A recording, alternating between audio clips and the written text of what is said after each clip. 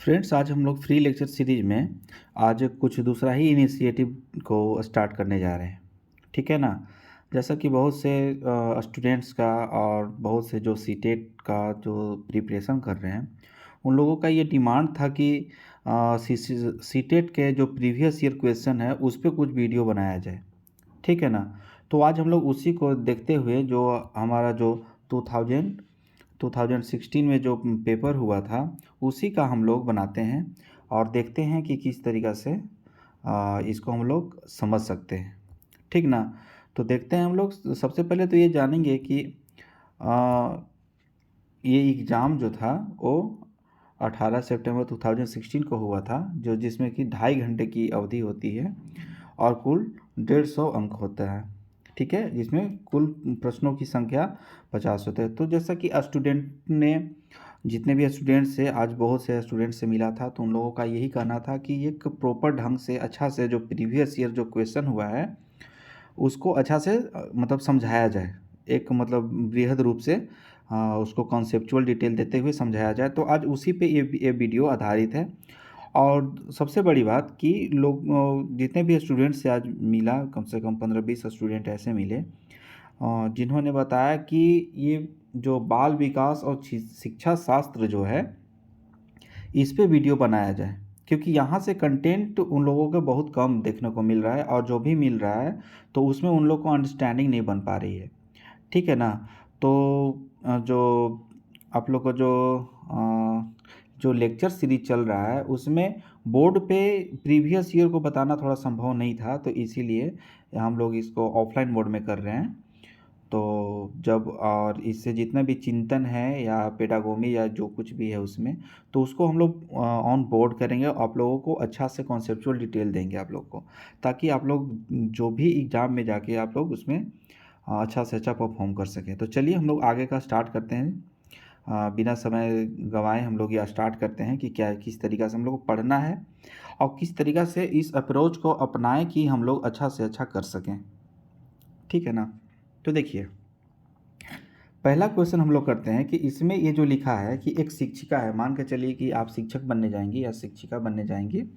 तो आप शिक्षिका हैं और अपनी कक्षा में जाते हैं। ठीक है ना। और किसी चीज़ को संबोधित कर रहे होते हैं, मतलब किसी चीज़ को संबोधित कर रहे होते हैं, ऐसा कि मान के चलिए कि जो बच्चे होते हैं ना वो कोरा कागज़ होते हैं। ठीक है ना। तो इस कोरा कागज़ पे आप किस तरीक़ा से उन लोगों का मेंटालिटी को आप किस किस डायरेक्शन में किस तरीक़ा से बना सकते हैं। क्योंकि जब आप खुद का स्टूडेंट रह चुके हैं और हम सब कभी न कभी स्टूडेंट रहे हैं, तो उसमें हम लोग को ये देखने को मिल रहा है कि कुछ लोग उसी स्कूल में पढ़ के डॉक्टर बन जाते हैं। ठीक है। कोई इंजीनियर बन जाते हैं, कोई आईएएस बन जाते हैं, कोई साइंटिस्ट बन जाते हैं। ठीक है ना। तो इस तरीक़े से कोई साइंटिस्ट बनते हैं। बट वहीं उसी में जब आप देखेंगे कि कुछ लोग होते हैं जो हार्डकोर क्रिमिनल बन जाते हैं, कुछ नेता बन जाते हैं। तो देखिए, यहाँ पे लोगों का जो मानसिक है, जो चिंतन है ना, वो डिफरेंट डिफरेंट वे में काम करता है। ठीक है ना। तो उसी चिंतन को आप किस तरीक़ा से एज ए टीचर आप किस तरीक़ा से ऐसा कुछ करें जो जो अपना देश जो भारत है वो एक सकारात्मक दिशा में बढ़ सके और वैसे छात्र जो उसमें पढ़ रहे हैं वो देश के सक्सेस में अपना कंट्रीब्यूट कर सकें। तो देखिए हम लोग चलते हैं। तो ये यानी कि आप शिक्षिका हैं या शिक्षक हैं जो अपने कक्षा में विविधता को संबोधित कर रहे हैं। विविधता मतलब क्या? डाइवर्सिटी। ठीक है ना। तो डाइवर्सिटी मतलब जैसे भारत ही है, तो आप जब देखेंगे भारत में विभिन्न तरह के आपको विविधता देखने को मिलता है। सांस्कृतिक विविधता, सामाजिक विविधता, राजनीतिक विविधता, ठीक है, भौगोलिक विविधता। तो इस तरीक़ा से विविधता के देखें हम लोग, तो देखिए सांस्कृतिक हो गया, सामाजिक हो गया, ठीक है, भौगोलिक हो गया। भौगोलिक के साथ साथ आपका धार्मिक विविधता हो गया। ठीक है, जातीय विविधता हो गया, उपजातीय विविधता हो गया। ठीक है। तो इस तरीक़ा से अनेक विविधता देखने को मिलता है। तो उसमें देखिए पहला क्या बोल रहा है कि विभिन्नताओं को स्वीकार करके, ठीक है, विभिन्नताओं को स्वीकार करके, दो कीवर्ड पकड़नी है आप लोग, और उसे महत्व देकर। देखिए, विभिन्नताओं को स्वीकार करना और उसे महत्व देना, ये दो डिफरेंट थिंग्स हैं। जैसे विभिन्नता, जैसे देश में बहुत सारी की विभिन्नता है, जैसे ऊंच नीची जातियों की भी विभिन्नता है, उच्च नीच इनकम यानी कि आय वालों में विविधता है। ठीक है। उसी तरीक़ा से आप जनजातीय विविधता देखेंगे, भौगोलिक विविधता, सामाजिक विविधता, सांस्कृतिक विविधता, तो लोग जो विविधता जो है ना, जो भिन्नता है, लोगों में भिन्नता है, उसको तो एक्सेप्ट कर लेते हैं, लेकिन उसको महत्व नहीं देते हैं। आज जाति-पाति के नाम पे जिस तरीक़ा से चल रहा है वो सब है। तो यहाँ पे यही समझने की बात है कि पहला क्या दिख रहा है आपको कि इन चारों में से कौन आंसर हो सकता है, तो वो लोग है भिन्नता को स्वीकार करके उसे महत्व देकर, यानी कि आप लोग को पहली नज़र में ये सही लग रहा होगा, ठीक है, लग रहा होगा। तो देखिए क्वेश्चन को किस तरीक़ा से एलिमिनेट करते हैं, एलिमिनेशन टेक्निक क्या होता है। हो सकता है कि एक क्वेश्चन गलती हो और आपका सारा क्वेश्चन आपका सही हो जाए, उसको एलिमिनेट करके कैसे हम लोग देखेंगे, ठीक है। दूसरा क्या है कि बच्चों को सामाजिक सांस्कृतिक पृष्ठभूमि का शिक्षा शास्त्रीय संसाधन के रूप में प्रयोग करके, यानी कि देखिए बच्चों में सामाजिक सांस्कृतिक पृष्ठभूमि उन लोगों को बचपन से मिला होता है, ठीक है ना। तो जब बचपन से मिला हुआ होता है तो उन लोग के बीच में तो बॉन्ड, मतलब कि क्या बोला जाता है ना कि बॉन्ड मेड, तो वो अपना ऑलरेडी है, ठीक है। लेकिन उसको शिक्षा को सांस्कृतिक संसाधन के रूप में कैसे हम लोग कन्वर्ट करेंगे, ठीक है ना, ताकि लोग उसको अपना सकें, अंगीकृत कर सकें, एडॉप्ट कर सकें। ऐसा नहीं कि शिक्षा को बोझ बोझ बना ले, उस विविधता को बोझ बना लें, यानी कि समरसता होनी चाहिए, सब में इक्वालिटी होनी चाहिए, ठीक है ना। तब तो बंधुत्व आएगा ना, जो हमला अपना जो कॉन्स्टिट्यूशन के प्रिएम्बल में दिया गया है, ठीक है ना। तो देखिए यहाँ से आपको मिल गया बंधुता, कहाँ से मिलेगा, तो ये कॉन्स्टिट्यूशन के बंधुता से ये आपको मिलता है, ठीक है। तो अब यानी कि बच्चों की सामाजिक सांस्कृतिक पृष्ठभूमि का शिक्षा शास्त्रीय संसाधन के रूप में प्रयोग करके, ठीक है। तो ये भी सही लग रहा है, ये भी सही लग रहा है, ये भी सही लग रहा है, यानी विभिन्न अधिगमों शैलियों को समायोजित करके, विभिन्न अधिगम शैलियों को आप किस तरीक़ा से उनका समायोजन कर सकें, बच्चों को समझाने के लिए, संबोधित करने के लिए, आप उनको हँसा के, खिला के, उनका अच्छा मोटिवेट करके, बड़े-बड़े जो आपका सांस्कृतिक विविधता है, भौगोलिक विविधता, उन सब को समायोजित करते हुए आप उनका माइंड वॉश कर सकें और एक सही दिशा दे सकें, ठीक है। अगला आपका क्या दिख रहा है आपको कि मानक निर्देश देकर वर्ड पकड़िए, यहाँ से आपका वर्ड पकड़ के आप क्वेश्चन को सही कर सकते हैं। मानक निर्देश देकर और निष्पादन हेतु सर्वमान्य मानदंड निर्धारित करके, देखिए वो तो बच्चे हैं यार, ठीक है ना, बच्चे हैं। मान के चलिए कि आप 6 से 8 के जो बच्चे होते हैं उनको क्या एक्सपेक्ट करते हैं। जब आप 6-8 में थे तो आपका अंडरस्टैंडिंग कितना था, या आज भी बच्चे आपके घर में बच्चे होते हैं, उनका अंडरस्टैंडिंग कितना होता है वो आप भली भांति जानते होंगे। तो जब एज ए टीचर आप जा रहे हैं तो आपको ये देख के जाना है कि बच्चों की मानसिकता क्या है, वो कितना अंडरस्टैंड कर सकते हैं। तो मान के चलिए क्या आप कोई मानक निर्देश दे देते हैं, ठीक है ना, कोई भी निर्देश देते हैं, क्या निर्देश का पालन कर लेंगे वो लोग? नहीं कर पाएंगे, क्योंकि आप वो लोग बौद्धिक रूप से वो मेच्योर नहीं है। और जब बौद्धिक रूप से जो मेच्योर नहीं होता है, क्या आप उसको निर्देश दे सकते हैं? तो आप जब एज ए शिक्षक या शिक्षिका आप निर्देश वर्ड का यूज ना करें, ठीक है ना। तो निर्देश कहाँ दिया जाता है, जैसे कि आप ऑफिसर हैं, अपने जूनियर को निर्देश दे रहे हैं, सरकार है वो ऑफिसर को निर्देश दे रहे हैं, तो इस तरीक़ा से हेतु सर्वमान्य मानदंड बनाकर, क्या मानदंड बनाएंगे आप बच्चों के लिए, मॉनिटर रख देंगे, ज़्यादा यही कर सकते हैं, मॉनिटर रख देंगे। या आप कक्षा विविधता को समझाने के लिए कोई मानदंड पैरामीटर सेट कर देंगे, क्या उस पैरामीटर को क्या बच्चे समझ पाएंगे, उस पैरामीटर को नहीं समझ सकते हैं। तो ये क्वेश्चन देखते ही हम लोग को गलती हो जा रहा है, ठीक है ना। तो इसमें आप देखें कि नीचे दिए कूट के आधार पर सही उत्तर का चयन करें, सही उत्तर। तो देखिए जैसे ही डी गलती हुआ, आपका डी इसमें है तो ये नहीं होगा, ये नहीं होगा। देखिए कैसे एलिमिनेट कर रहे हैं, यानी डी डी डी, यानी तीनों में देखिए कितना इजी क्वेश्चन था। अब ए बी सी करके आप आगे निकल सकते थे, ठीक है ना। यानी कि ए बी सी सही है, ए बी सी सही है और डी गलत है। तो इस तरीक़ा से एलिमिनेट करके आप लोग क्वेश्चन को सही कर सकते हैं आप लोग, ठीक है। तो उसी तरीक़े से हम लोग दूसरा क्वेश्चन पे आते हैं कि कोई शिक्षिका, ठीक है ना, आप टीचर हैं, मतलब कि शिक्षक हो या शिक्षक, अपनी कक्षा में फर्नीचर पर तीखी धार वाले किनारों को रुई से ढका रखने को कहती है और छुओ तथा अनुभव करो, टच एंड फील की भावना लाओ वाले सूचना पट्टों का उपयोग करने को कहती है। वह किस वर्ग के विशेष शिक्षार्थियों को आवश्यकता पूर्ति करने का प्रयास कर रही है। देखिए जब आप शिक्षक बन के जाते हैं तो आपका मान के चलिए कि 50 स्टूडेंट है, तो ऐसा नहीं कि 50 स्टूडेंट आपका सेम हो, नहीं, उसमें कुछ आपका वंचित विद्यार्थी रहेंगे, ठीक है ना, कुछ दृष्टि विकलांग रहेंगे। याद रखिएगा, विकलांग को अब दिव्यांग बोला जाता है, ठीक है ना, दिव्यांग वर्ड यूज किया जाता है, क्योंकि ये गरिमामय वर्ड होता है, ठीक है ना, कि और हर व्यक्ति को गरिमामय जीवन जीने का अधिकार, ये मानवाधिकार है, याद रखेंगे आप लोग, ठीक है। श्रवण विकलांग यानी फिर से आपका दिव्यांग हो गया। सीख न सकने वाले शिक्षार्थी, ठीक है।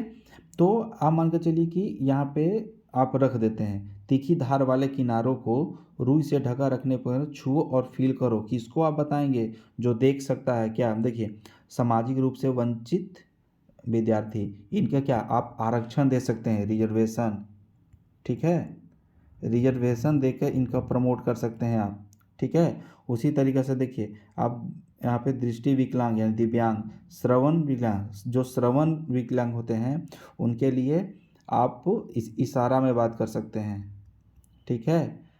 नहीं होगा तो 15 अगस्त का मोदी जी का भाषण भाषण सुनिए जाकर, उसमें एक बताने वाली होती है, आप देख लें, आप देख रहे होंगे कि वो वहाँ पे जो जो श्रवण विकलांग होते हैं उन लोगों को बताने के लिए वहाँ पे एक होती है जो अपना साइन देकर अपना बताते रहती है। सीख न सकने वाले विद्यार्थी, सीख न सकने वाले विद्यार्थी को बार बार बता के आप कर सकते हैं, ठीक है। तो इसका आपका सही सही क्वेश्चन आंसर हो जाएगा इसमें दृष्टि विकलांग, क्योंकि जो लोग देख नहीं सकते वो टच करके फील करके बता सकते हैं कि ये क्या है, ठीक है। तो इस तरीके से हम लोग का सेकेंड क्वेश्चन हुआ, ठीक है। देखिए थर्ड क्वेश्चन में क्या बोल रहा है कि प्रतिभाशाली बच्चों के लिए सबसे अच्छे शैक्षिक कार्यक्रम वे होते हैं जो, यानी प्रतिभाशाली जो बच्चे हैं, ठीक है, प्रतिभाशाली जो बच्चे हैं उनके लिए अच्छे शैक्षिक कार्यक्रम क्या होता है, जो प्रतिभाशाली बच्चे हैं उनके लिए क्या कर सकते हैं हम लोग, ठीक है।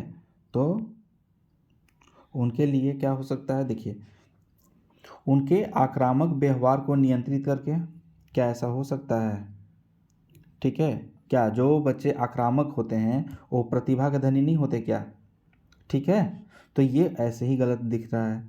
उन्हें अधिगम के न्यूनतम मानकों तक काम करने को प्रेरित करने के लिए उपहारों और पुरस्कारों का उपयोग करते हैं, ठीक है। अब देखिए, अगर आप बार बार उनके जो न्यूनतम जो अर्हता है उनका मानक को पूरा करने के लिए बार बार उपहार और पुरस्कार देंगे तो वो क्या हो जाएगा, एडिक्ट हो जाएंगे ना, ठीक है। तो जब एडिक्ट हो जाएंगे तो आप कैसे उनको बार बार आप क्या बच्चों को बार बार एडिक्ट करके करेंगे, तो नहीं, ये आपका ये भी गलत आपका। देखिए मैं ये नहीं कह रहा हूँ कि यही गलत होगा क्वेश्चन में, नहीं, यानी कि आपको क्वेश्चन पकड़ने का तरीका बताने की कोशिश कर रहा हूँ, ठीक है ना। तो पहला आक्रामक व्यवहार, ऐसा नहीं है जो प्रतिभा है उसके पास आक्रामकता नहीं होती है, नहीं। अब बार बार पुरस्कार उपहार का सहारा तो आप ले ही नहीं सकते हैं, कितना देंगे आप, ठीक है, ठीक है। प्रत्यास्मरण के द्वारा ज्ञान की, ठीक है ना, प्रवीणता पर बल देना, ठीक है, प्रत्यास्मरण द्वारा ज्ञान की प्रवीणता पर बल देना, क्या हर एक स्टूडेंट के लिए पॉसिबल है, तो हर एक स्टूडेंट के लिए पॉसिबल नहीं हो सकता है, क्योंकि हर किसी का समझने का अपना अपना मापदंड होता है। तो उसकी ज्ञान की प्रवीणता पर बल हम लोग ऐसे नहीं दे सकते हैं। ज्ञान की प्रवीणता पर आप बल देंगे, फिजिकल एक्टिविटी पे आप क्या करेंगे आप, ठीक है ना। ज्ञान की प्रवीणता देने के लिए तो आप कुछ कर सकते हैं, लेकिन इसके लिए क्या करेंगे आप, ठीक है। तो उसके लिए हम लोग क्या कर सकते हैं कि उनके चिंतन को प्रेरित कर उन्हें विविध विचारों में व्यस्त रहने का अवसर देते हैं, ठीक है।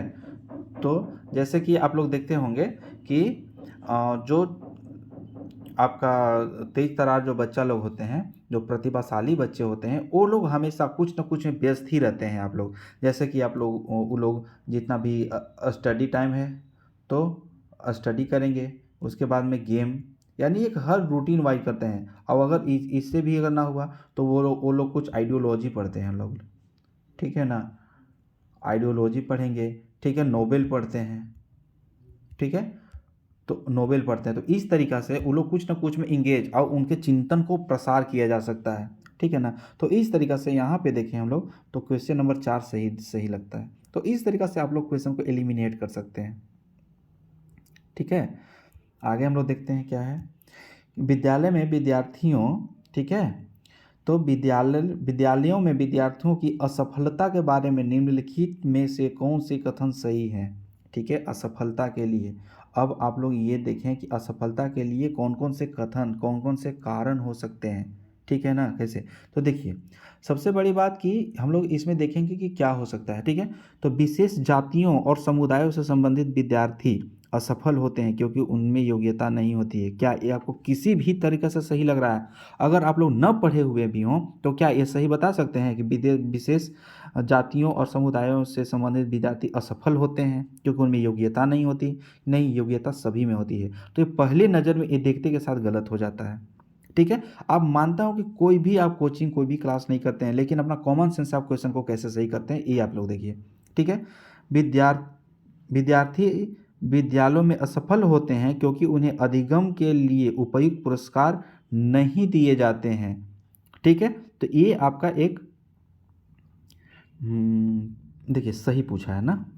हाँ, तो विद्यार्थी विद्यालय में असफल होते हैं क्योंकि उन्हें अधिगम के लिए उपयुक्त पुरस्कार नहीं दिया जाता। मान कर चलिए लगातार आप अच्छा परफॉर्म कर रहे हैं और उनको पुरस्कृत नहीं कर रहे हैं, शाबाशी नहीं दे रहे हैं, उनको मोटिवेट करके उन लोगों को आगे नहीं बढ़ा रहे हैं, तो क्या विद्यार्थी करेगा? अगर आप ही पढ़ते जा रहे हैं, अगर आप एग्जाम में परफॉर्म कर रहे हैं, आपका जॉब नहीं हो रहा है, तो क्या आपका पढ़ाई की तरफ से मन हटेगा या नहीं हटेगा? बस यही कॉन्सेप्ट यहाँ पे। तो इट मे बी कि ये सही हो सकता है। ठीक है, इट मे बी कि ये सही हो सकता है। आगे क्या है? विद्यार्थी असफल होते हैं क्योंकि शिक्षण उस तरीके से नहीं दिया जाता जो उनके लिए सार्थक हो। अब सपोज कीजिए ये क्वेश्चन एकदम, ये तो पक्का सही होगा, हो बी सही हो या ना हो, सी तो सही होगा। क्योंकि मान कर चलिए कि आपका दिमाग मैथ को कैरी कर रहा है, मैथ बनाने में आपको मज़ा आता है और आपको हिस्ट्री दे दिया जाए। ठीक है, हिस्ट्री दे दिया जाए, क्या आप उतना मन से पढ़ सकते हैं? नहीं पढ़ सकते हैं। तो इसीलिए हम लोग यहाँ पे देखें तो ये पक्का उस तरीक़ा से, क्योंकि विद्यार्थी असफल होते हैं क्योंकि उन्हें शिक्षण उस तरीके से नहीं दिया जाता जिसके लिए सार्थक है। ठीक है, यानी कुछ स्टूडेंट होते हैं वो अच्छा से समझ जाते हैं, एक बार में समझ जाते हैं। कुछ स्टूडेंट होते हैं वो उसको बार बार समझाना पड़ता है। तो जो आप अगर एक बार पढ़ा के छोड़ देते हैं, जो तेज स्टूडेंट होंगे, जो एक बार में कैच करने वाले हैं, वो तो कर लेंगे, लेकिन जो धीरे से समझते हैं, मंदबुद्धि तो कोई भी स्टूडेंट होता नहीं, ये तो पहली बात सोच लें, मंदबुद्धि नहीं होता है। तो उस तरीक़ा से कि कुछ लोग जल्दी नहीं समझते हैं, कुछ लेट से समझते हैं, यानी कि वो एवरेज स्टूडेंट होते हैं। ठीक है ना, तो जो एवरेज स्टूडेंट होते हैं, अगर उन लोग को जो इंटेलिजेंट स्टूडेंट होते हैं, अगर उन लोग का कंपेयर करके उसी के तरीक़ा से बताया जाए, तब तो ये असफल हो जाएंगे ना। ठीक है, तो ये तो पक्का सही। अब पहला गलत, दूसरा ये हम लोग 50-50 मान लें। ठीक है, 50-50 मान लेते हैं। अब तीसरा, विद्यार्थी असफल होते हैं क्योंकि विद्यालय व्यवस्था प्रत्येक विद्यार्थी की आवश्यकताओं और अभिरुचियों का ध्यान नहीं रखती। ये गलत हो सकता है। असफल होते हैं क्योंकि विद्यालय व्यवस्था प्रत्येक विद्यार्थी की आवश्यकताओं और अभिरुचियों को ध्यान नहीं रखती। ऐसा हो सकता है? क्या आप टीचर हैं और क्या आप ऐसा मेंशन कर सकते हैं? क्योंकि वहाँ पे विद्यार्थी जो होते हैं वो सब भी समान होते हैं और सबके लिए एक आवश्यकताओं को पूरी किया जाता है। तो इसमें हमारा ज़्यादा मतलब कि एक्यूरेट आंसर कौन सा लग रहा है? तो बी एंड सी। ठीक है, तो ए नहीं होगा। तो सबसे पहले तो क्या होगा? ए तो होगा नहीं, ए होगा नहीं, तो ए को हम लोग काट दिए, यानी सी आपका कैंसिल। उसी तरीक़े से डी क्या हो सकता है? नहीं, तो डी और डी खत्म, तो कौन बच गया? बी और सी, यानी बी और सी, यानी कि इसमें हो गया आपका answer B and C answer हो गया आपका। ठीक है, तो इस तरीक़ा से एलिमिनेट करके आप लोग पढ़ने की कोशिश करेंगे ना, तो अच्छी तरीक़े से पढ़ाई कर लेंगे और आप अच्छा सा क्वेश्चन कर लेंगे। देखिए, ठीक है, तो इसमें देखेंगे आप लोग कि दो विद्यार्थी एक ही अवतरण को पढ़ते हैं। ठीक है, यानी दो विद्यार्थी जो हैं वो एक ही अवतरण को पढ़ते हैं। ठीक है,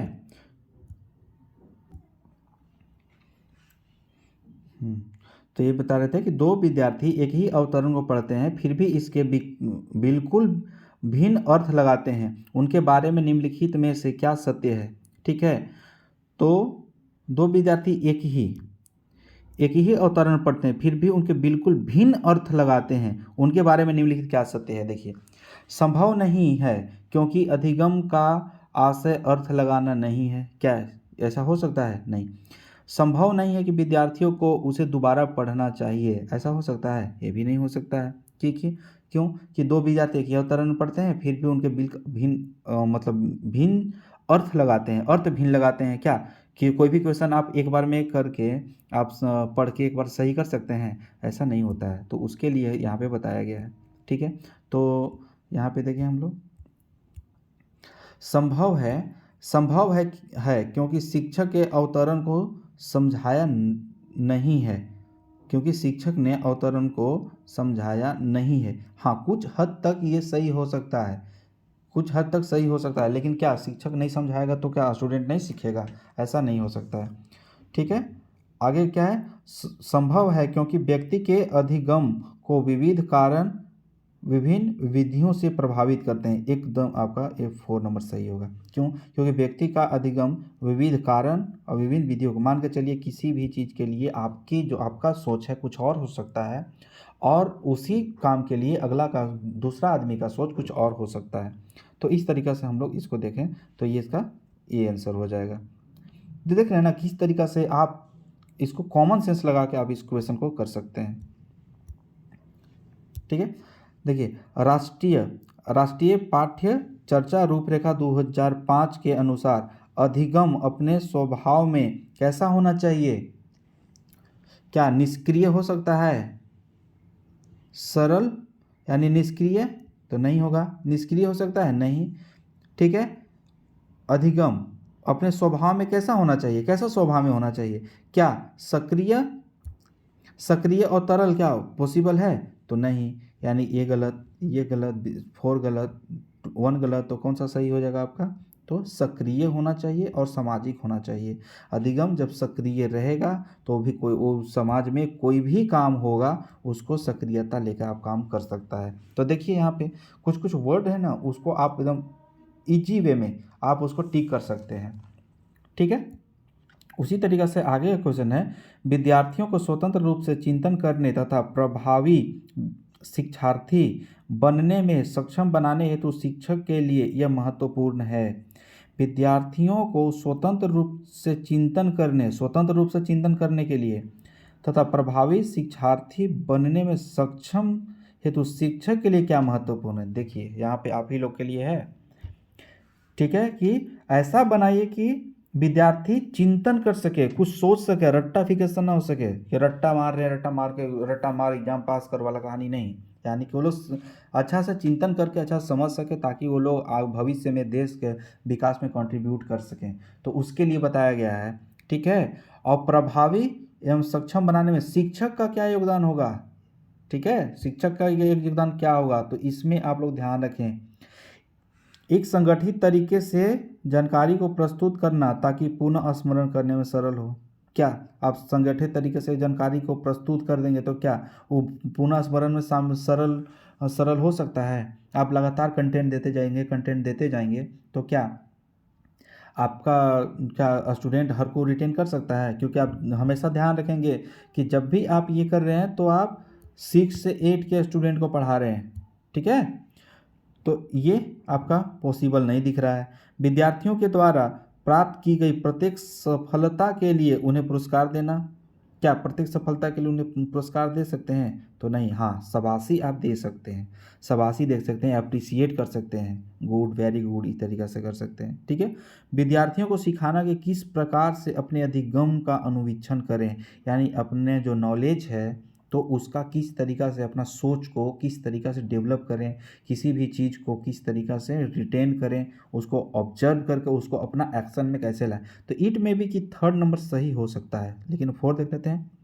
छोटी छोटी इकाइयों या खंडों में जानकारी प्रदान करना, क्या आपको लग रहा है कि सही हो सकता है? छोटी छोटी इकाइयों में, खंडों में, क्या ऐसा नहीं है? तो इसका आंसर हम लोग 3rd लगाएं, तो 3rd इसका आंसर होगा।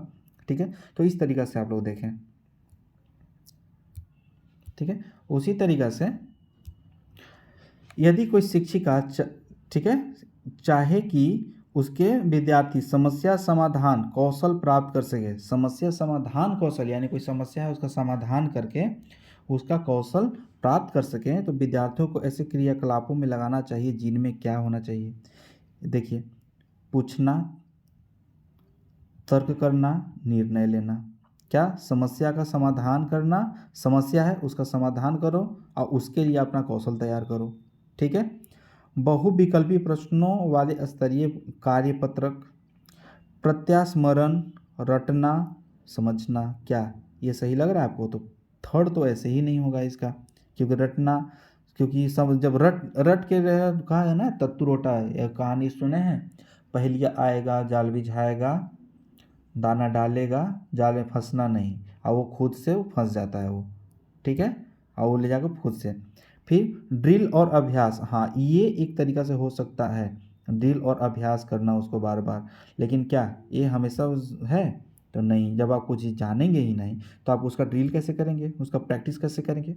तो इन चारों में सबसे तर्कपूर्ण जो आंसर लगता है उसमें है कि जब कोई आप कोई कोई की चीज़ को जान देखते हैं, बच्चा जब देखता है तो वो पूछेगा आपसे। ठीक है। अब पूछेगा तो आप बताइए, अब बोलिएगा इसके बारे में सोचो, तर्क करेगा वो आपसे, तर्क वितर्क करेगा, इसके बाद निर्णय लेगा। ठीक है। तो इस तरीक़ा से इसका ये कहानी, ये जो आंसर है वो सही है।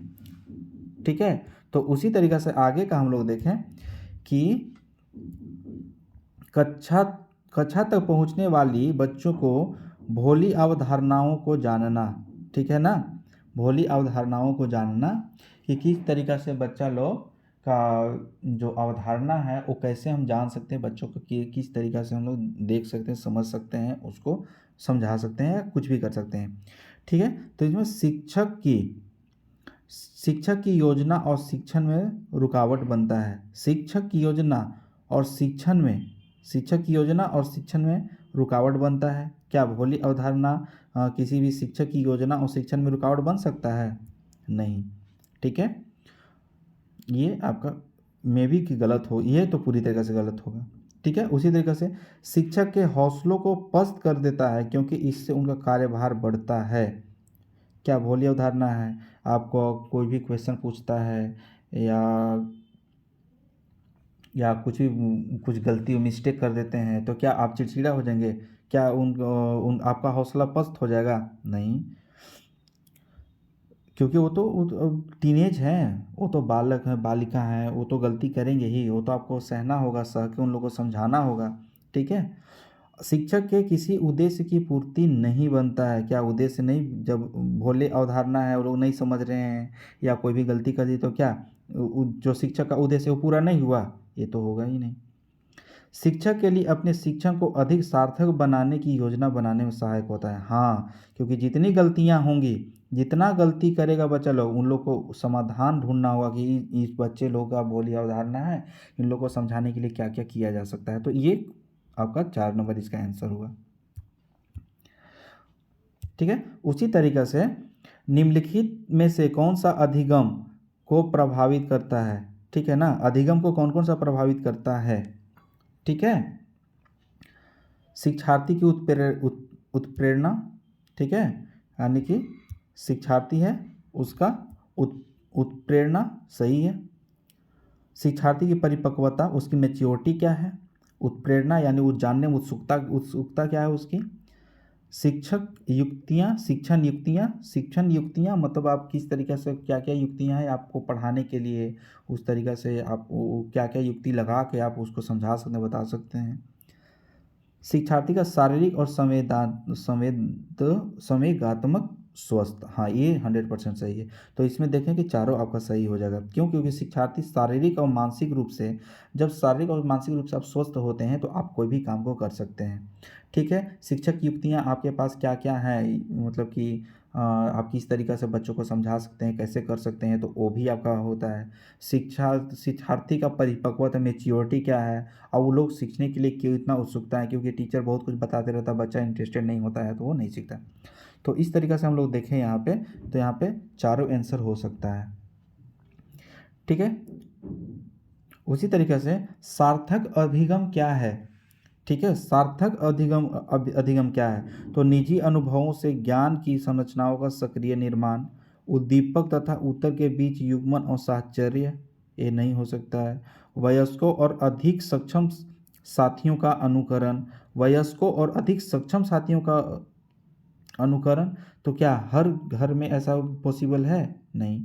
दी गई सूचना का निष्क्रिय ग्रहण, ये तो होगा ही नहीं। तो आप लोग देखेंगे निजी अनुभव से ज्ञान की संरचनाओं का सक्रिय निर्माण, यानी निजी अनुभव से ज्ञान की संरचना कैसे होगा उसका सक्रिय निर्माण कर सकते हैं हम लोग। तो इस तरीके से हम लोग देखें तो आपका 1 नंबर इसमें सही हो जाता है। ठीक है, उसी तरीके से आगे हम लोग देखें कि शिक्षार्थी के विद्यार्थियों के प्रभावशाली अधिगम के लिए निम्नलिखित में से कौन सा शिक्षक के प्रारंभिक कार्यों में से एक नहीं है। याद रखेंगे, विद्यार्थी प्रभावशाली अधिगम के लिए मतलब कि अच्छा से उन लोगों को समझाने के लिए, अंडरस्टैंड उन लोग को बताने के लिए, टीच करने के लिए किस तरीक़ा से शिक्षक का प्रारंभिक कार्य क्या हो सकता है, ठीक है ना, जिसमें उसमें नहीं है। ठीक है, तो देखिए बच्चों को यह सिखाना कि वह अपने अधिगम प्रयासों को कैसे देख और सुधार कर सकते हैं, 100% ये सही होगा। ठीक है, यानी ये सही हुआ। विद्यार्थियों को उपदेशात्मक विधि से सूचना प्रदान करना। उपदेश, आप टीचर हैं, कोई महात्मा थोड़ी हैं जो उपदेश देंगे, तो ये आपका हो सकता है। तो ये इट में भी गलत हो सकता है, क्योंकि उपदेशात्मक निर्देशात्मक ऐसा बच्चों के लिए यूज करना ही नहीं है। ठीक है ना, तो इट में भी ये गलत हो सकता है, ये सही लग रहा है। विद्यार्थियों को उन अवधारणाओं को जानना जिन्हें लेकर वे कक्षा में आते हैं, डेफिनेटली ये 100% सही होगा। क्यों? क्योंकि विद्यार्थी कक्षा में आ रहे हैं, किस अवधारणा के साथ आ रहे हैं, वो पढ़ने आ रहे हैं, खेलने आ रहे हैं, ये अवधारणा जब जानेंगे ही नहीं तो आप किस तरीके से उन लोगों को शिक्षा देंगे, तो ये सही हो सकता है। उसी तरह विद्यार्थियों से उच्चतर स्तर के प्रश्नों के उत्तर की अपेक्षा करना। ठीक है, विद्यार्थियों को उच्चतर स्तर के प्रश्नों के अपेक्षा करना, हाँ आप कर सकते हैं, उन लोग से अपेक्षा कर सकते हैं, क्योंकि आप जैसा पढ़ाएं उन लोग अच्छा से अच्छा इसमें रिस्पॉन्स करें। ठीक है, तो इसके लिए क्या होगा, उपदेशात्मक विधि, डेफिनेटली यही गलत हो गया आपका सेकेंड। उपदेश, निर्देश, ये सब वर्ड जैसे ही आए, ओनली, केवल, ये सब आए एकदम डेफिनेटली सब गलत ही होता है। मतलब 75-80% ये चांसेस होता है कि गलत होता है। अब ऐसा नहीं कि 100% गलत होता है, ऐसा कुछ नहीं है। विकास के सिद्धांतों के बारे में निम्नलिखित में से कौन सा कथन गलत है। ठीक है, विकास के सिद्धांतों के बारे में कौन सा कथन गलत है, फिर हम लोग देखें हम लोग गलत कौन सा है। ठीक है, विकास एक परिमात्रात्मक प्रक्रिया है जिसका ठीक ठाक मापन हो सकता है। क्या ऐसा पता है परिमात्रात्मक है? ठीक है, देखते हैं हम लोग। विकास परिपक्वन और अधिगम पर आधारित होता है, डेफिनेटली उसकी मैच्योरिटी क्या है, उसकी अंडरस्टैंडिंग क्या है, उस पर आधारित होता है विकास। विकास वंशानुगत और वातावरण के बीच सतत अन्योन्य अन्योन्य क्रिया है। हाँ डेफिनेटली वंशानुगत, और मान के चलिए देखिए ऐसा तो नहीं करना चाहिए, लेकिन देखिए जब आप देखते हैं कि जब जिसके माँ बाप या उसके परिवार में लोग अच्छे पढ़े लिखे होते हैं या अच्छे हायर पोस्ट पे होते हैं, तो उनके बच्चे जो होते हैं ना वो डेफिनेटली अच्छा करते हैं। तो उसी को देखें, वातावरण अच्छा उन लोगों को मिलता है, वंशानुगति पहले से उन इनबॉर्न आता है, तो ये आप देख सकते हैं। तो ये आपका यहाँ पे गलत पूछा है, तो ये आपका सही हो सकता है। आपका ये दूसरा सही हो गया। प्रत्येक बच्चा का प्रत्येक बच्चा विकास के चरणों से गुजरता है, फिर भी बच्चों में व्यक्ति भिन्नताएं बहुत होती है, डेफिनेटली होता है, हर बच्चा एक जैसा नहीं होता है। तो इस तरीक़ा से आपका ये भी सही हो गया। तो आपका कौन सा गलत हो जाता है, आपका ए गलत हो जाता है। क्यों? क्योंकि ये परिमात्रात्मक, आप देखे होंगे ना, आप सुने होंगे क्वांटिटेटिव क्वालिटेटिव। ठीक है, क्वांटिटेटिव यानी कि आप देखें जैसे आपका यहाँ पे हो गया कि आपका ग्रोथ जो होता है ना, ये यही होता है, ग्रोथ होता है, डेवलपमेंट होता है। जब हम लोग इकोनॉमी पढ़ेंगे तो वहाँ पे हम लोग देखेंगे कि ग्रोथ और डेवलपमेंट में क्या फ़र्क है, तो यहीं पे देखते हैं। तो ये ग्रोथ और डेवलपमेंट वाला कहानी है। विकास यानी कि डेवलपमेंट क्या यहाँ पे बात कर रहा है, यानी कि परिमात्रात्मक प्रक्रिया है जिसका ठीक ठाक मापन हो सकता है नहीं। ठीक है, आगे बढ़ते हैं हम लोग। देखिए इसमें क्या बोल रहा है कि डैश तथा डैश, ठीक है, कि विशिष्ट अन्योन्य क्रिया का परिणाम विकास के विविध मार्गों और निष्कर्षों के रूप में हो सकता है। ठीक है, तो आप इसका जस्ट ऊपर वाला देखिए यहाँ पे, देखिए इसी से क्वेश्चन बना दिया यहाँ पे। देखिए ठीक है, देखिए यहाँ पे लिखा है वंशानुगत और वातावरण, तो वातावरण से आप पर्यावरण को जोड़ दीजिए और वंशानुगत को वंशानुगत जोड़ दीजिए, यानी कि थर्ड यहीं पे। आप देखिए 2 क्वेश्चन एक ही जैसा, बस तुरंत थोड़ा सा कॉमन सेंस लगाना था, क्वेश्चन गलत सही हो जाना था। खोज और पोषण क्या अन्योन्य क्रिया से हो सकता है? खोज का पोषण से क्या रिलेशन? चुनौती और सीमाएं अगर हमेशा रहेंगी तो क्या कोई भी निष्कर्ष या कोई भी विविध मार्ग आ सकता है? जब हमेशा चुनौती रहेगा, आपके पास चुनौतियां भी हैं, सीमाएं भी हैं, क्या कर सकते हैं? अस्थिरता और परिवर्तन, जब अस्थिरता रहेगा तो परिवर्तन कहाँ से आएगा? तो ये इस तरीक़े से हम लोग इसको बना सकते हैं। ठीक है, तो ये आपका 14 नंबर हुआ। 15 नंबर को देखें, विद्यालय और समाजीकरण के बारे में निम्नलिखित में से क्या सत्य है? ठीक है, यानी कि विद्यालय और समाजीकरण के बारे में निम्नलिखित में से क्या मतलब सत्य। देखिए विद्यालय समाजीकरण का पहला मुख्य कारक है नहीं, क्योंकि घर जो होता है ना बच्चा के समाजीकरण का पहला मुख्य कारक आपका घर होता है, समाज नहीं होता है, और सॉरी विद्यालय नहीं होता है, क्योंकि विद्यालय में तो आप 3 साल 4 साल 5 साल के बाद जाते हैं, फिर वहाँ पे आप पढ़ने जाते हैं, लेकिन क्या माता पिता या बड़े जन होते हैं उनको प्रणाम करना, उनको अंकल आंटी चाचा काका पापा, यानी कि रिश्ता निभाना किस तरीक़े से जानते हैं, ये हम लोग कहाँ सीखते हैं? भाई बहन के बीच में क्या रिश्ता होता है, ये सब कहाँ से हम लोग देखते हैं? तो समाज से देखते हैं, तो पहला गलत हुआ। दूसरा, विद्यालय जो होता है, विद्यालय समाजीकरण का एक महत्वपूर्ण कारक है। ठीक है ना, महत्वपूर्ण कारक है, हाँ, क्योंकि यहाँ जब आप विद्यालय जाते हैं तो वहाँ आप शिक्षा ग्रहण करते हैं और हर एक चीज़ के बारे में जानते हैं। क्योंकि देखिए घर में जब आप आते हैं तो जो बेसिक जो समाजीकरण होता है ना, सोशलाइजेशन तो हो जाता है, लेकिन जब आप स्कूल में जाते हैं, टीचर होते हैं, डिफरेंट टीचर होते हैं, सब आइडियाज़ लाते हैं, वर्ल्ड का हिस्ट्री ज्योग्राफी पॉलिटी एथिक्स सब कुछ पढ़ाते हैं, तो आप क्या करते हैं? उसको ऑब्जर्व करके और एक अच्छे नागरिक बन के निकलते हैं।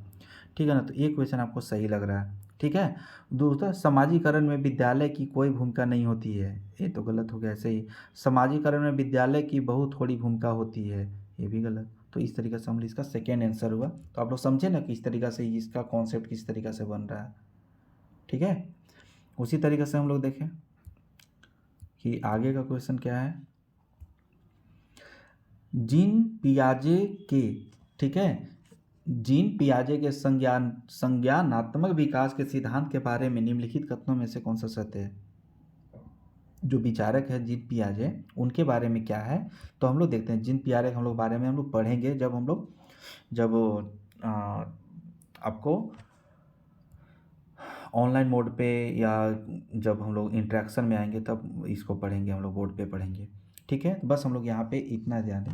तो इसका देखिए आपका क्या है ना कि पिया जो जब हम लोग पढ़ेंगे तब अच्छा से पढ़ेंगे, लेकिन यहाँ पे डायरेक्ट आप लोग को आंसर बताते हूँ कि देखिए ये इसका सेकेंड आंसर होगा। पियाजे का तर्क है कि संज्ञानात्मक विकास, ठीक है, संज्ञानात्मक, संज्ञा किसे कहते हैं? या तो याद होगा ना, हाँ, तो उससे जोड़िए इसको।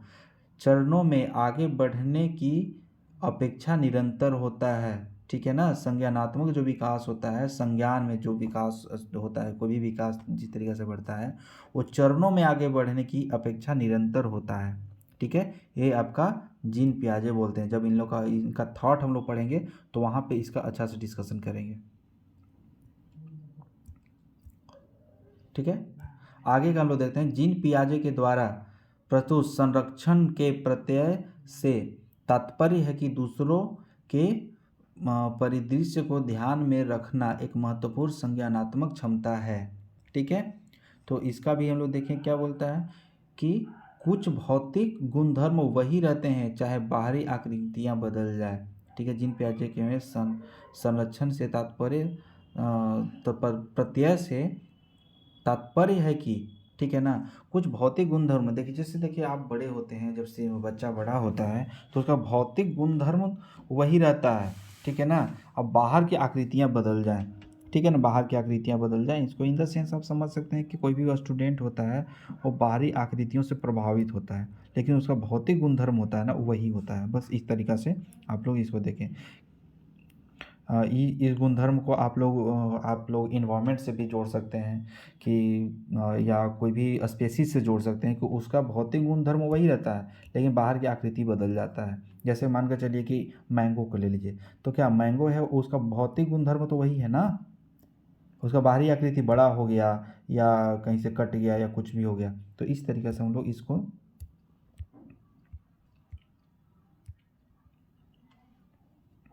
18 नंबर को देखिए, इसमें क्या है आपका कि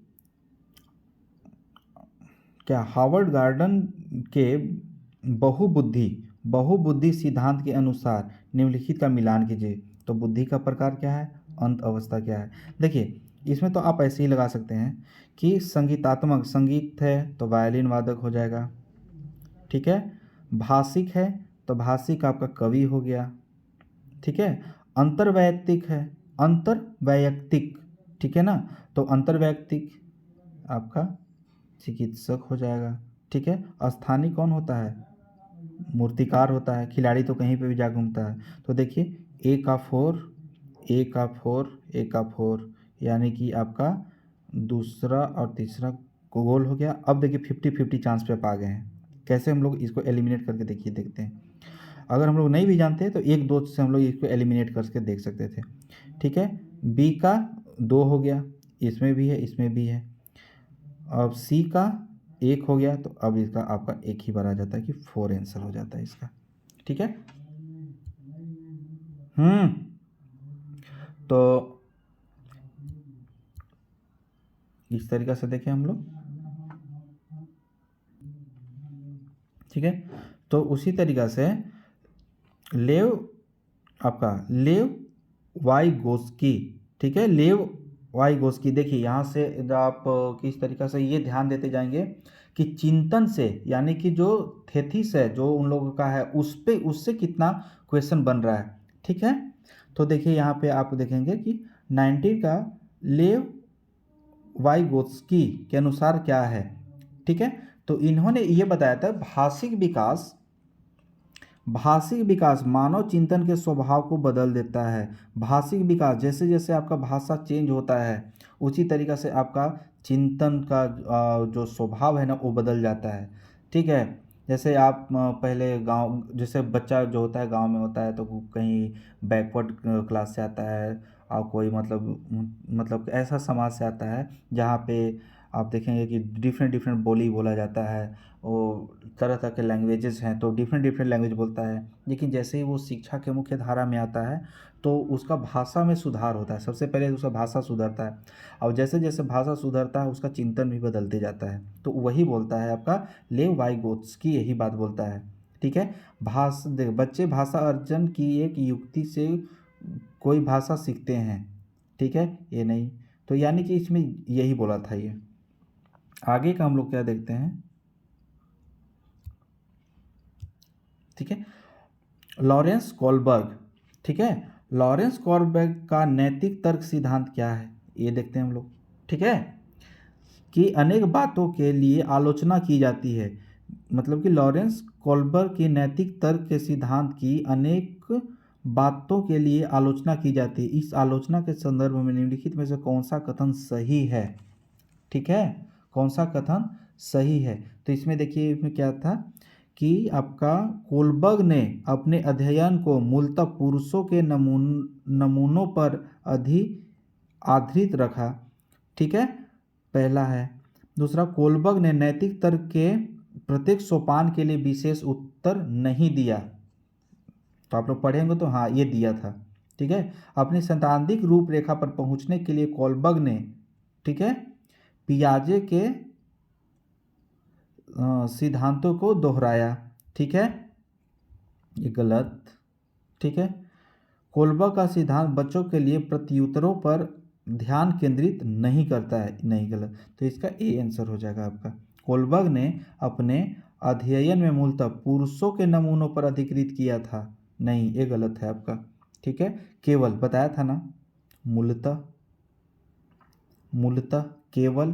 तो इस तरीक़ा से जब भी क्वेश्चन आए ना, तो जब आप उस क्वेश्चन का आंसर नहीं जानते हैं तो डेफिनेटली आप उसको टिक कर सकते हैं कि हाँ ये हो सकता है, मूलतः, केवल, ठीक है, या आपका निर्देशात्मक, उपदेशात्मक, ऐसा क्वेश्चन जब भी आए तो आप उसका हल कर सकते हैं। इस तरीक़े से क्वेश्चन को जब नहीं जानते हुए भी क्वेश्चन को आप हल कर सकते हैं।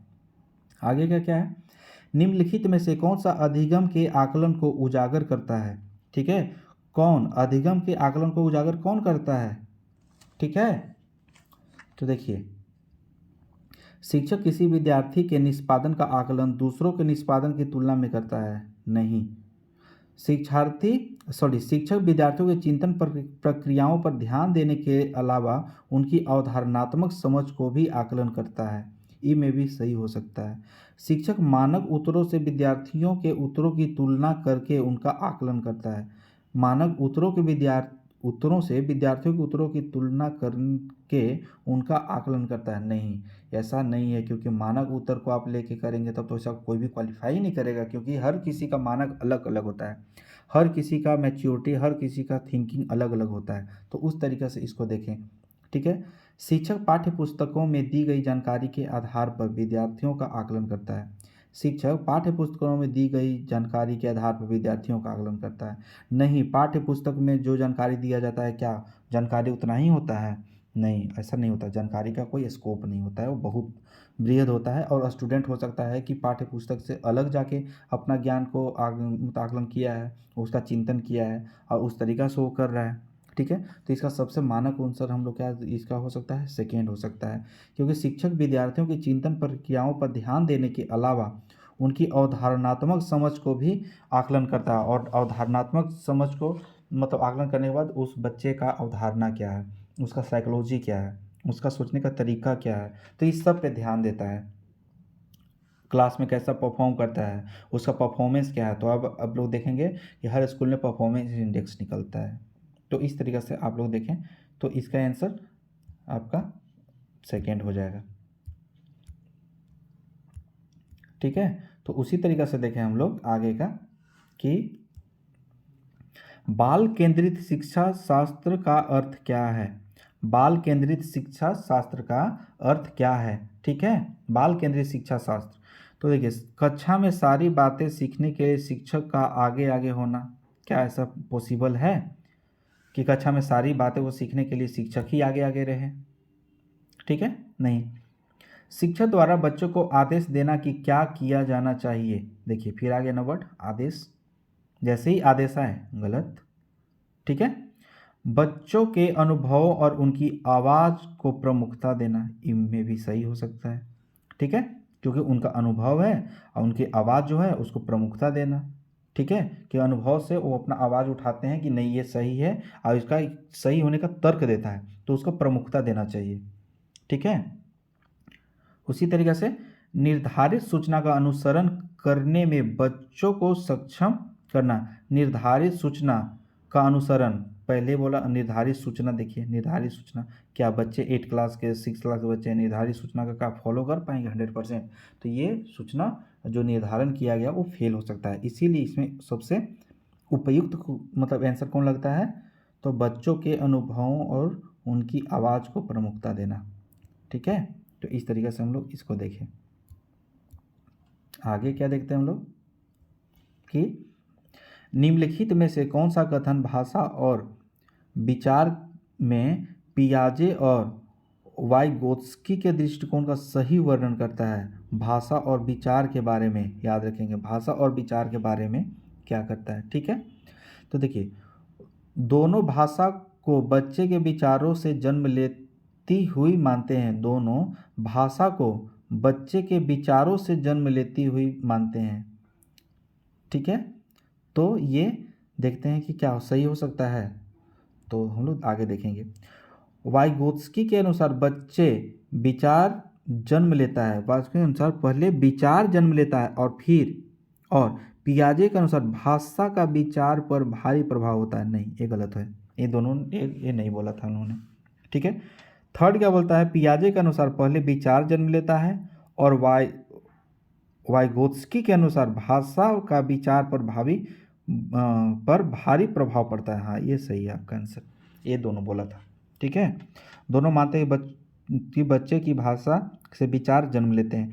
देखिए, ये सब जो आपका क्वेश्चन है ना, कोई भी विचार से, कोई भी चिंतन से, तो वो आपको रटना पड़ेगा कि कौन क्या बोला था। इसको कॉमन सेंस में हम लोग आंसर नहीं दे सकते हैं। इसीलिए आप लोग को ये कौन क्या बोला था, कैसे बोला था, किसके बारे में क्या बोला था, ये सब रटना और रटने से ज़्यादा समझना कि हाँ ये विद्वान, तो बस माइंड मैप बन जाए तुरंत से। ठीक है ना, तुरंत से माइंड मैप बना और जब माइंड मैप जैसे ही बनेगा आपका विचार निकलना शुरू होगा, जैसे ही विचार बनना शुरू होगा बस उसका आंसर आप दे सकेंगे।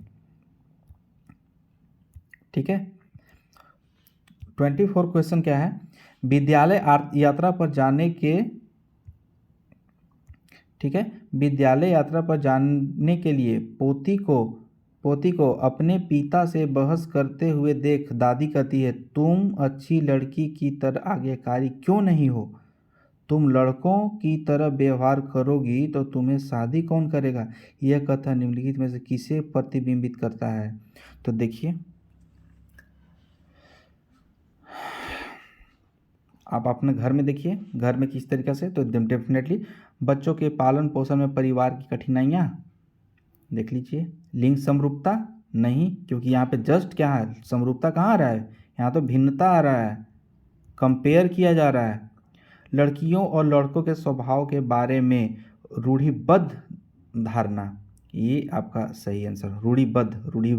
रूढ़िवादिता यहाँ पे दिखाई दे रहा है। दादी ये बोलती है कि तुम लड़की हो आज्ञाकारी, लड़की की तरह आज्ञाकारी क्यों नहीं हो? यानी लड़कियां हमेशा क्या आज्ञाकारी ही होंगे और लड़के उदंड ही होंगे? नहीं, ऐसा नहीं होता है। तो यहाँ पे देखिए आप लोग, ये तो इस तरीक़ा से अपना मानसिकता को बदलने की ज़रूरत है।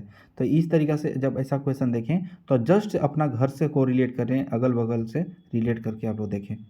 ठीक है, आगे का क्या है, आकलन के बारे में निम्नलिखित कथनों में से कौन से कथन सही हैं? ठीक है ना, आकलन के बारे में, यानी उसका असेसमेंट कैसे करते हैं। ठीक है, तो इसमें देखिए, इसमें क्या हो सकता है आपका आंसर।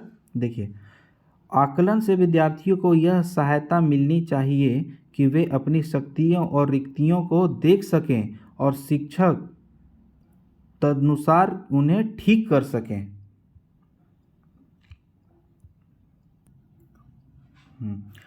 तो क्या बोल रहा है, आकलन से विद्यार्थियों को यह सहायता मिलनी चाहिए कि वे अपनी शक्तियों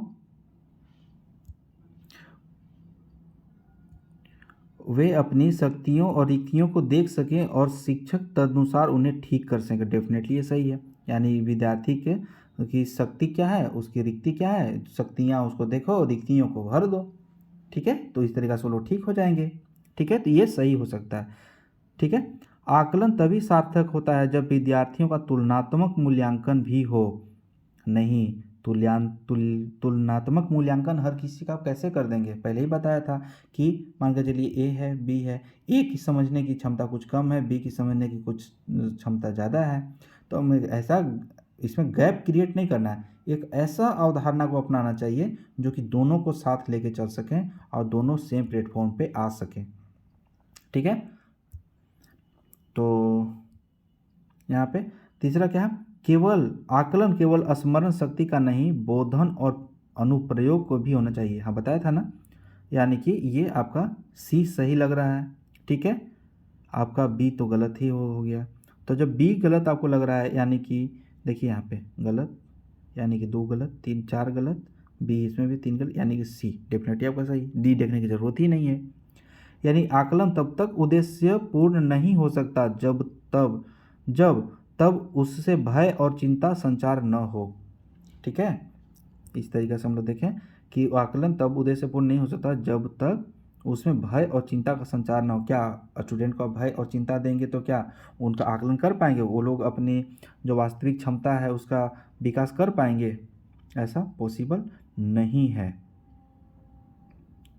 ठीक है, तो इस तरीके से हम लोग आगे का देखें।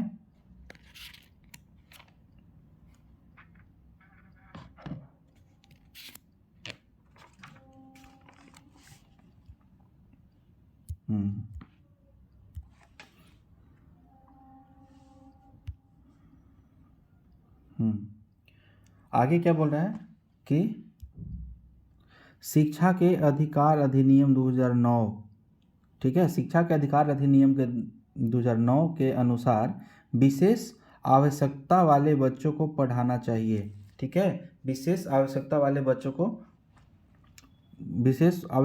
बच्चों को पढ़ना चाहिए। ठीक है, तो व्यावसायिक प्रशिक्षण केंद्रों में जो उन्हें जीवन कौशल के लिए तैयार कर सकेंगे। क्या अनुसार विशेष आवश्यकता वाले बच्चों को पढ़ना चाहिए, विशेष आवश्यकता वाले बच्चों को पढ़ना चाहिए। ठीक है, को तैयार करेंगे। ठीक है, घर पर माता पिता और देखभाल करने वालों के साथ जो उन्हें आवश्यक सहायता उपलब्ध कराएं, खास तौर पर उन्हीं के लिए बनाए गए विशेष विद्यालयों में। ठीक है, तो ऐसा हो सकता है क्या? ऐसा नहीं है, ऐसा नहीं कहा गया है। ठीक है, इसमें कहा गया है समावेशी शिक्षा व्यवस्था में इस प्रावधान के साथ कि उनकी व्यक्तिगत आवश्यकताओं की पूर्ति की जा सकती है। तो इसमें ये मेंशन किया गया, यानी 4 नंबर इसका हो गया, यानी कि इंक्लूसिव। ठीक है, समावेशी यानी इंक्लूसिव एजुकेशन पे बल दिया गया। बस इतना याद रखेंगे कि इस पे इंक्लूसिव एजुकेशन पे बल दिया गया है। ठीक है, आगे का हम लोग देखें।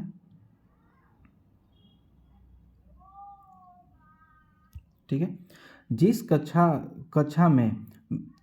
कक्षा में विविध पृष्ठभूमि से विद्यार्थी आते हों, वहाँ एक प्रभावी शिक्षक क्या करता है?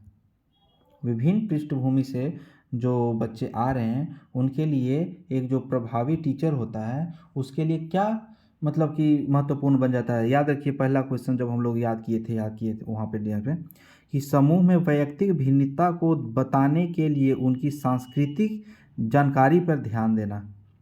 देखें कैसे क्वेश्चन रिलेट हो गया वहाँ से, यानी कि समूह में वैयक्तिक भिन्नता को बताने के लिए उनकी सांस्कृतिक जानकारी को ध्यान रखना। अब जैसे ही क्वेश्चन पढ़ेंगे, समान आर्थिक पृष्ठभूमि के विद्यार्थियों का समूह बनाएगा, उन्हें एक साथ रखेगा, तब तो आपको डिस्पैरिटी, सामाजिक डिस्पैरिटी बढ़ा रहे हैं आप। ठीक है, वंचित पृष्ठभूमि के विद्यार्थियों को कठिन परिश्रम करने के लिए कहेगा ताकि वे अपने साथियों की बराबरी के पहुंच सके। यहाँ भी आपको डिस्पैरिटी यानी कि आप भेदभावपूर्ण नीति अपना रहे हैं। ठीक है, उस तरीके से सांस्कृतिक जानकारी की अनदेखी करेगा और एक सर्वमान्य तरीके से, ठीक है, अपने सभी विद्यार्थियों के साथ व्यवहार करेगा। ठीक है, तो हाँ, तो ये आपका कुछ हद तक सही हो सकता है, लेकिन इसका सबसे बड़ा क्या है कि 3 होगा, समूह में वैयक्तिक भिन्नता को बताने के लिए उनकी सांस्कृतिक जानकारी पर ध्यान देना। ठीक है, यानी कि वैयक्तिक भिन्नता को बताने के लिए उनकी सांस्कृतिक जानकारी पर ध्यान देना ताकि उन लोग में व्यक्तिगत भिन्नता नहीं आए, संस्कृति को जगाए रखे।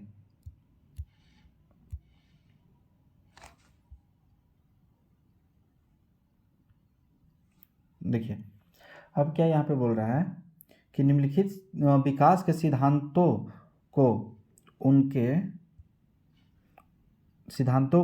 का उनके सही वर्ण से मिलान कीजिए। ठीक है, सही वर्ण से, तो समीप दूराभिमुखी। ठीक है, समीप दूराभिमुखी, इसका समीप दूराभिमुखी किसे? शरीर के केंद्र से बाहर की ओर। ठीक है, तो इसका हो जाएगा शरीर से केंद्र की बाहर की ओर। ठीक है, समीप दूराभिमुखी, दूरा यानी कि दूर, अपने आप से फार। ठीक है, सिर पदाभिमुख दिशा यानी कि सिर से पैर का क्रम। ठीक है, सिर से पैर का क्रम। अंतर्वैयक्तिक भिन्नताएं क्या होता है? अंतर्वैयक्तिक, अंतर की। ठीक है, अंतर्वैयक्तिक भिन्नताएं, तो आपका विभिन्न बच्चे भिन्न भिन्न दर से बढ़ते हैं। ठीक है, सही है।